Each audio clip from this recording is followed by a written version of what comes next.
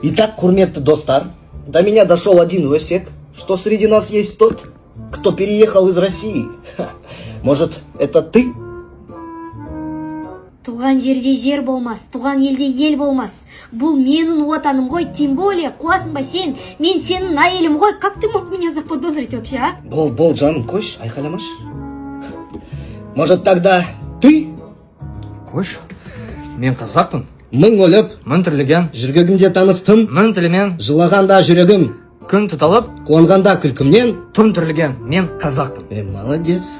Рахмет. Тогда, может, это ты? Қайдағы мен? Мен әкем Нигериядан, анам орыс, өзім қазақтың қара домалақ баласымын. Ой, да они все так говорят, не верьте ему. Сенбейсің ба? Онда қара.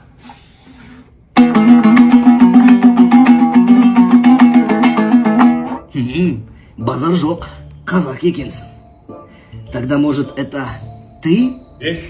Немене құртылысыңдар сендер, Мне какая разница, откуда вы? Местные, не местные, блин. Бабки платите, 2 недели уже бесплатно живете. Давайте кешке келем, ақшаны дайындап қойыңдар. Местные, не местные. Тебе какая разница?